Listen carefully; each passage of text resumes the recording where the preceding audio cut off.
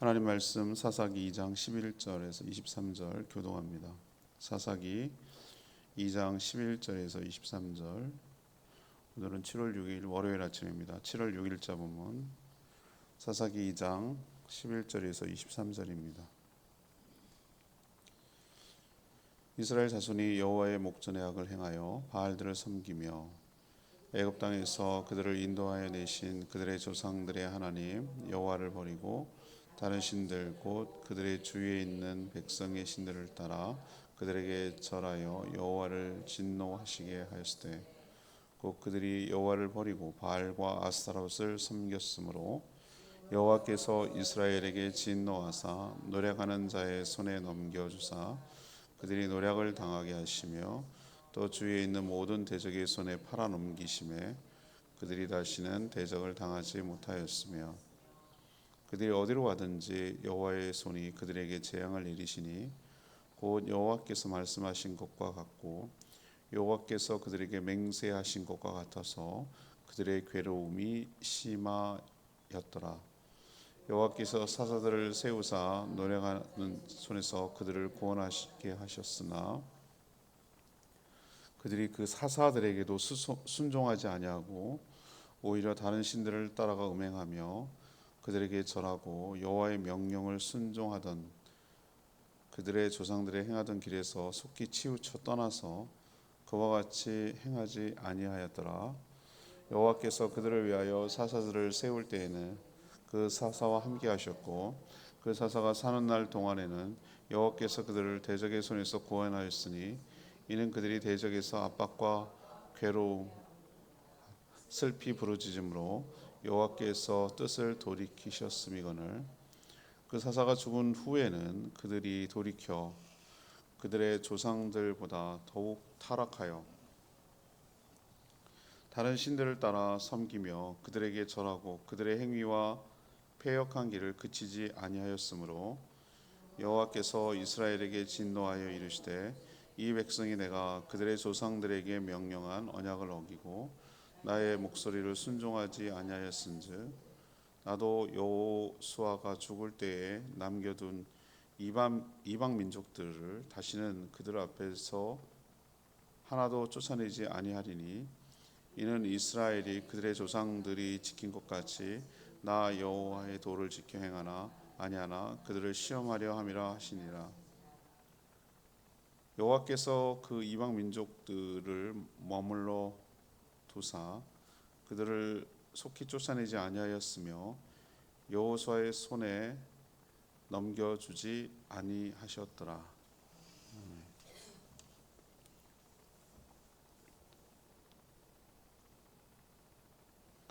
어제 주일 설교 본문에 이어지는 내용입니다. 이게 사사기 거의 압축 요약할 수 있는 것인데요.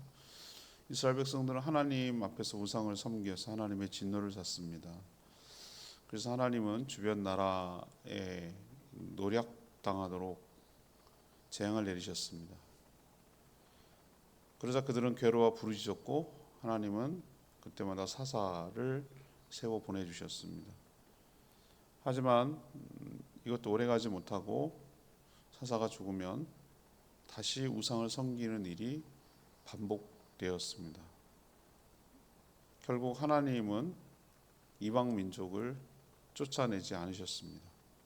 두 가지 목적, 이스라엘 백성들이 정말 진심으로 하나님을 섬기는지 시험하기 위한 것, 또 고통 가운데 부르짖어 그들의 잘못을 깨닫기 위한 것, 이런 목적 때문에 옆구리같이 가시처럼 놔둔 것이죠. 어제 주일 설교 본문에 이어지는 내용 같은데요. 오늘 질문이 다른 세대, 다음 세대가 다른 세대가 될 때 무슨 일이 일어나는가에 대한 이야기입니다.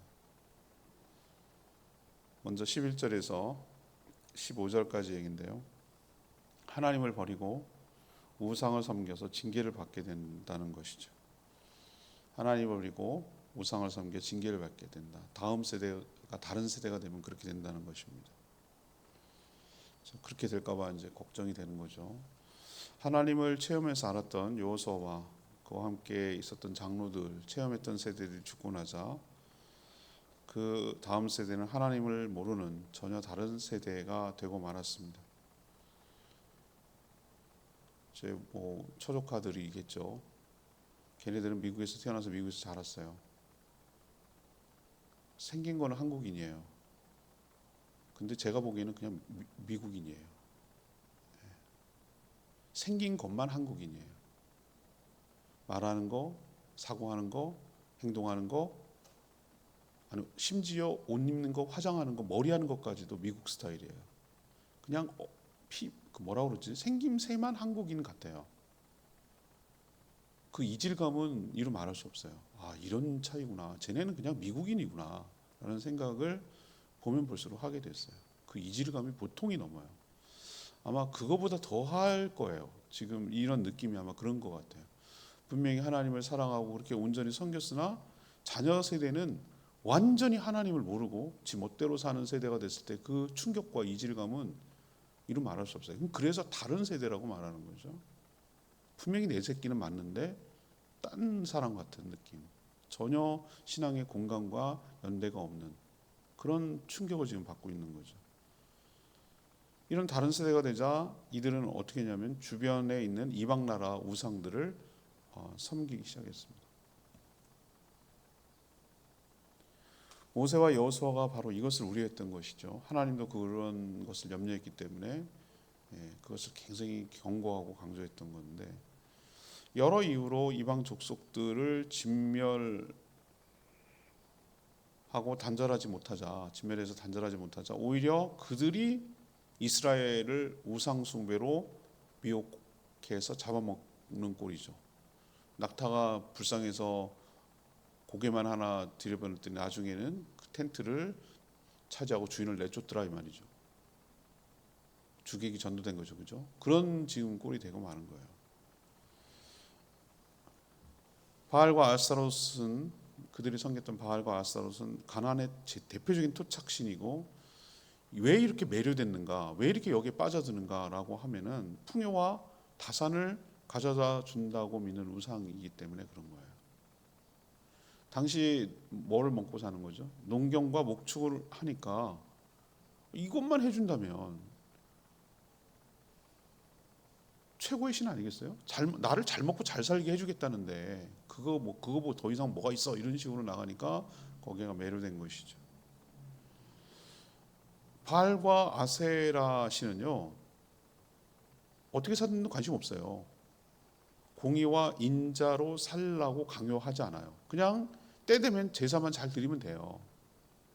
그냥 그 신에게 제물만 잘 드리고 섬기면 그만이에요. 그런 행위만, 종교적 행위만 하면 돼요. 우리도 그런 거죠. 왜 무속입니까? 왜 무당들 보세요. 저기서 치성만 드려서 큰 구대야 돼. 그 무당 배불리는 거 큰 구대 가지고 뭐 5천짜리 뭐 단위가 100단위는 없더군요. 1000단위부터 시작하던데 참 그 진짜 가스라이팅 해가지고 뜯어내는 거 보면 기가 막혀. 그러니까 무당이지. 5천, 1000, 1억, 2억 뭐 이런 구슬을 한 큰 판 버리는 거예요. 더 큰 사안일수록. 그런 식으로 했을 때 뭐 하는 거죠? 화를 면하는 거. 여러 가지 뭐 병든 거, 계속 그냥 집안에 재앙 있는 거, 뭐 일이 안 풀리는 거, 뭐 이런 것들 다 쫓아내고 그냥 화만 면하는 거.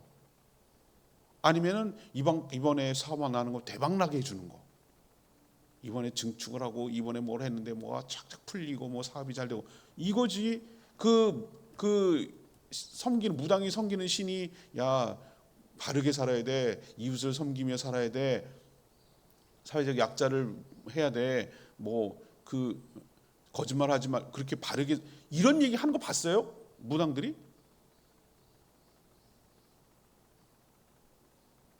이 차이라고, 이 차이. 그러니까 거기에 다 꼴딱 넘어가는 거예요. 하나님은 우리의 관심이 뭐죠? 나는 재물을 원하는 게 아니라 말하는 거에 말씀에 순종하는 걸 원한다 그러잖아요.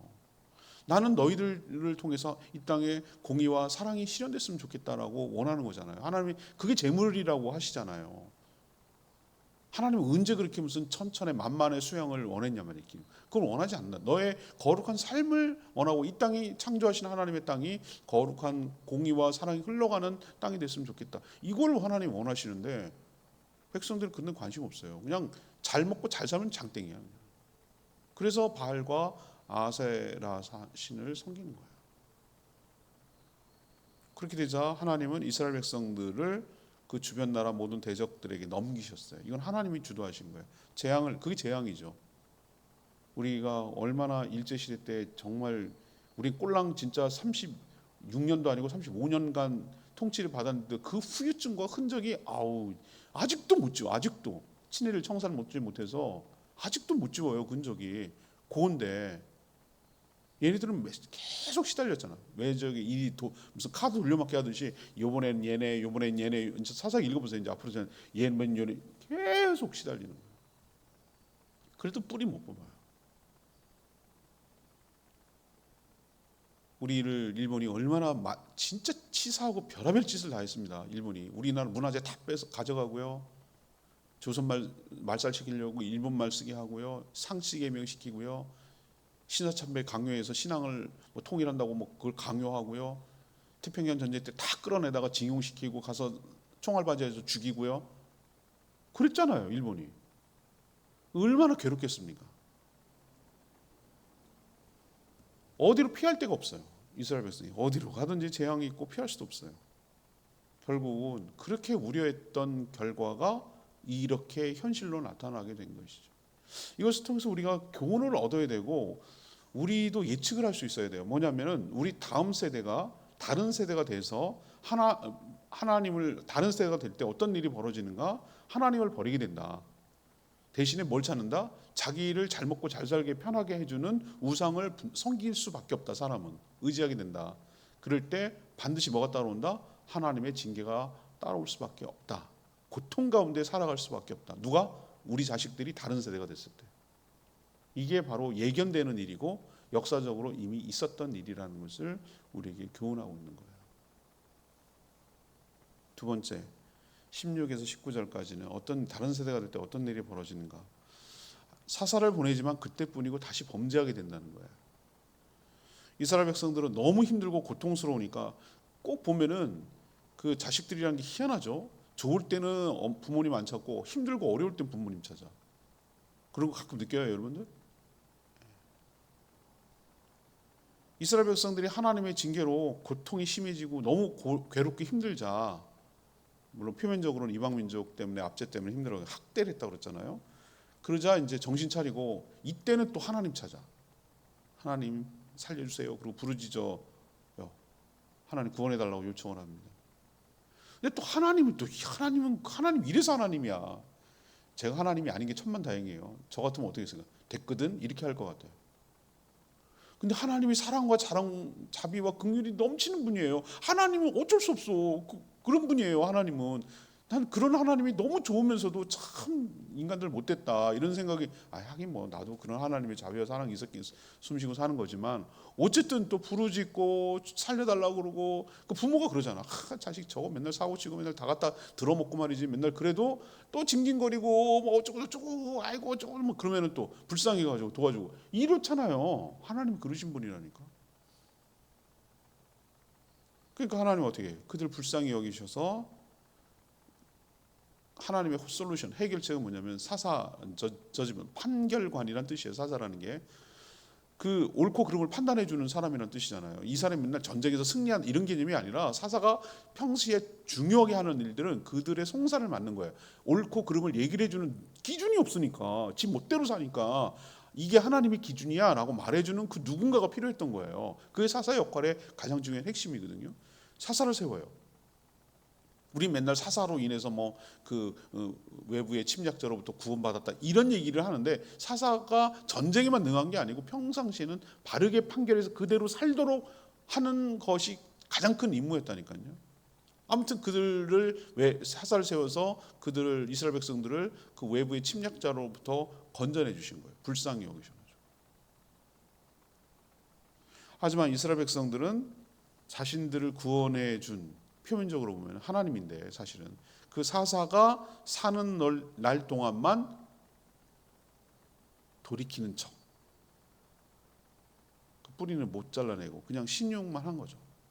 또 일단은 숨을 쉬고 살게 됐으니까. 그러나 또 사사가 죽으면, 그 사사도 영원하진 않잖아요. 죽으면 어떻게 되죠? 그들의 조상들보다 재빠르고 열정적으로 다시 우상을 섬기기 시작했다라고 오늘 이 개관하는 거예요. 2장은 전체적으로 사사기가 어떻게 흘러가는지에 대해서 종합 요약하는 거예요. 그러면 다시 하나님은 주변, 이번에는 다른 나라겠죠. 다른 민족들을 침략을 시켜서 또 징계를 내리셨어요. 그러면 또 백성들은 울부짖어. 이걸 보고 뭐라고 그런다고요? 사사기 사이클, 악순환이라고. 우리 악순환인 거 아시죠? 악순환, 선순환이 아니라 악순환. 계속 그 고통의 소용돌이를 맴맴 도는 거. 거기서 못 빠져나오는 거. 하나님을 진심으로 믿고 의지하지 않는 다른 세대가 되면 어떤 일이 벌어지느냐? 얘네는 그래도 한 번은 들은 적이 있고 교회를 다녀본 적이 있고 부모님이 어떻게 산 적은 있는 것을 알아요. 알거든요. 그래갖고 어떻게 하죠? 평상시를 안 찾아요. 그러다가 인생에 공부하고 힘들면 그때 막 하나님 찾아요. 살려달라고.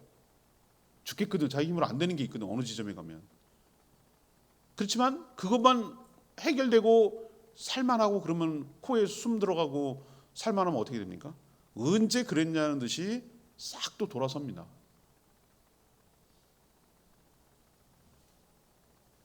힘들 때만 고통을 면하라고 하나님 찾지만 고통이 그치면 곧장 잊어버리고 하나님이 그토록 싫어하는 우상에 다시 빠져서 자신의 모든 것을 바치는 삶을 살죠.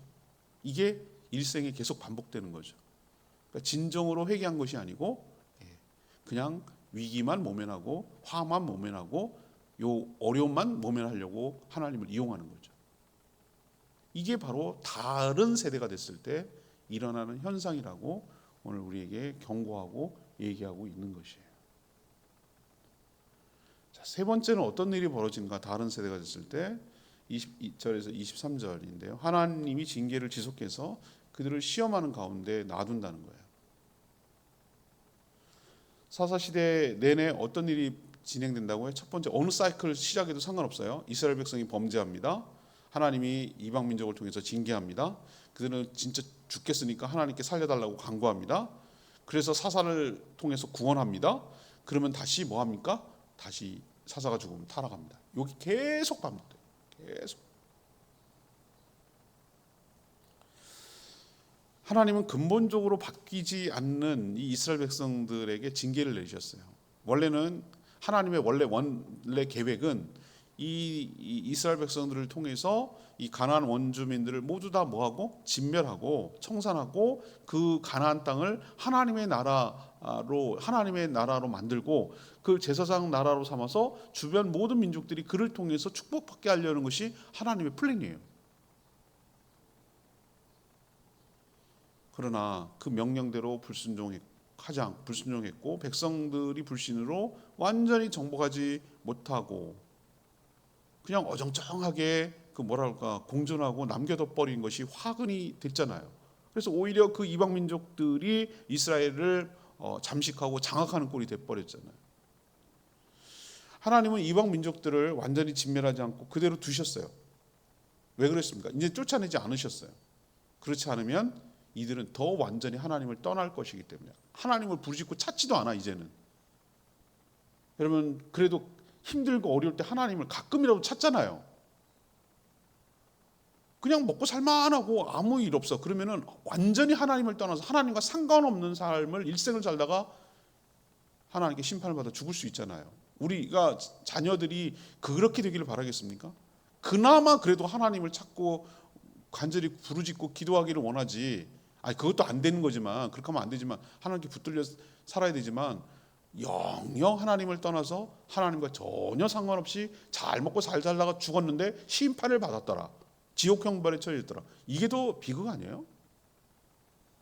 그래서 하나님께서 잊어버리지 말라고 이방 민족들을 그 옆에서 놔두고 조상들처럼 이들도 온전히 순종할 때 하나님의 언약이 어떻게 실현되는지를 간접적으로 체험하기를 원했어요. 또 이들이 진심으로 하나님을 사랑하며 섬기는 건지 진짠지 속내를 알려고 그 이방 민족들을 두셨어요. 이런 모든 일들은 이 이스라엘 백성들이 자초한 거예요. 이제는 그들이 하기 나름인데 결국은 이 사이클에서 벗어나지 않는다는 거죠. 그럼 하나님께서 우리도 어떻게 할까? 하나님을 온전히 불순종하게 될 때 뭐죠? 우리에게 징계할 거리를 주변에 남겨두세요. 우리가 하나님을 찾고 구하지 않고 또 세상으로 나가면 그것이 또 동원이 돼요. 하나님께서 어떤 카드를 쓸지 모르나. 왜? 우리를 깨우치려고. 그리고 우리를 정말로 하나님을 사랑하고 끝까지 신뢰하고 힘들 때나 좋을 때나 어떨 때나 항상 하나님을 사랑하고 의지하고 순종하는지를 보려고, 시험하려고 우리의 어려움을 주변에 남겨두세요. 이게 완전히 다 떨어져 나갔으면 좋겠어요. 이게 다 인생 해결됐으면 좋겠어요. 그러면 진짜 우리는 하나님 안 찾아요. 오히려 다른 세대가 될 때 하나님은 징계는 하시지만 그들을 통해서 시험하셔서 오히려 회복시키려고 기회를 주신다는 것, 이걸 나쁘게만 보지 말고 긍정적으로 보고 우리는 이런 경고를 받아들여서 정말 이런 일이 일어나지 않도록 정신 차리고 다시 한번 각성하고 다음 세대를 세워가는 일에 힘쓰는 저희들 되기를 원합니다. 19절 말씀이 레마의 말씀인데요. 그 사사가 죽은 후에 그들이 돌이켜 그들의 조상들보다 더욱 타락케 하여 다른 신을 따라 섬겼다고 그랬는데, 우리는 사사기를 통독을 해서 모두 읽고 그 결과를 알기 때문에 어떻게 이스라엘 백성들이 저렇게 할 수 있느냐라고 막 분해하고 막 비판하고 비난하고 막 이래요. 그럴 수 있어요, 그죠? 근데 우리가 그 시대로 돌아간다면 우리는 잘할 수 있을까라는 생각을 해보면 아니에요. 전 그런 생각 자신이 없더라고요. 막상 우리도 저런 상황, 이스라엘 백성과 같은 상황에 딱 처한다면 그들과 다른 삶을 산다고 확신을 못하겠어요. 장담을 못하겠어요. 우리 역시 너무나 쉽게 하나님의 은혜를 잊어버리고 배은망덕하는 존재이기 때문에, 힘들고 어려우면 모면하려고 그때만 하나님을 찾는 존재이기 때문에, 살만하면 배신하고 하나님 잊어버리고 지멋대로 사는 그런 존재이기 때문에, 이게 계속 반복됐기 때문에 우리도 이런 악순환을 끊어내고 어떤 상황 속에서도 배은망덕하지 않고 하나님만 온전히 섬기며 순종하며 살아가는 저희 모두가 되기를 원합니다. 오늘 말씀 붙들고 기도하기 전에 우리 아까 불렀죠. 주님 마음 내게 주소서 706장 부르고 기도하는 시간을 갖겠습니다. 706장입니다.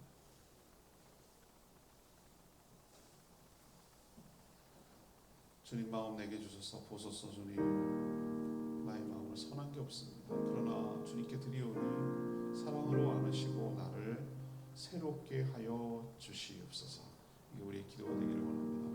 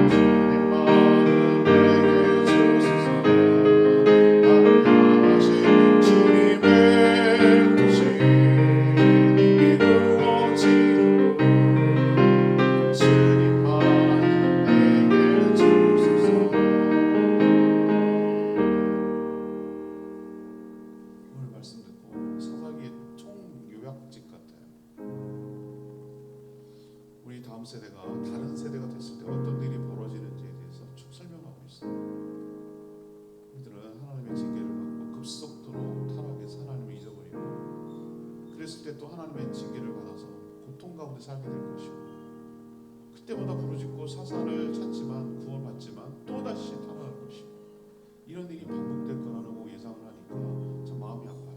근데 왜 마음이 아프냐면은 우리가 그렇게 될 수 있기 때문에 마음이 아픈 거예요. 하나님, 이런 악순환의 고리를 끊어내고 온전히 다음 세대들이 다른 세대가 아니라 하나님을 사랑하고 섬겨서 하나님의 복을 받아 누리며 살아가는 세대 되게 달라고 주여 외치며 기도하겠습니다. 주여 하나님 오소서. 주님 나의 마음은 서운한 거다 없습니다. 원한의 모든 것 주께 드립니다. 사랑으로 만드시고 새롭게 하소서. 주님 마음 내게 주소서. 내 아버지 주님 마음 내게 주소서. 나를 향하신 주님의 뜻이 이루어지도록 주님 마음 내게 주소서.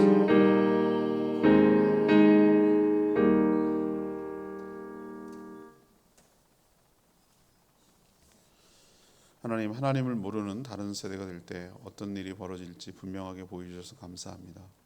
하나님을 모르니 잘 먹고 잘 사는 이웃을 모방하고 하나님이 아닌 다른 우상을 의지하며 섬기며 간구하게 될 수밖에 없습니다. 하나님이 내리시는 징계의 의도도 모르고 그저 고통만 묘면해 보려고 합니다. 여전히 악습을 버리지 못하고 살만하면 배은망덕에서 하나님을 멀리합니다. 우리도, 우리 자녀 세대도 다른 세대가 되어 얼마든지 이럴 수 있음을 깨닫습니다. 사사기에서 교훈을 얻게 하여 주시옵소서. 우리와 우리 삶에는 이런 일이 생기지 않도록 죄악의 악순환을 끊어내게 하여 주시옵소서. 하나님의 은혜를 경험하고 있게 하여 주시고 은혜 가운데 살아가는 법을 배워가게 하여 주시옵소서. 이 한 주간도 주님의 은혜 가운데 살기를 원합니다. 주님 동행하여 주시고 주의 뜻을 저희를 통해서 이루는 데 쓰임받게 하여 주시옵소서. 주님 손에 모든 것 맡기옵고 예수 그리스도의 이름으로 기도합니다. 아멘. 오늘 하루도 이 한 주간도 주의 은혜 가운데 살아가는 복된 한 주간 되기를 축복합니다. 충분히 기도하고 하루 시작하겠습니다.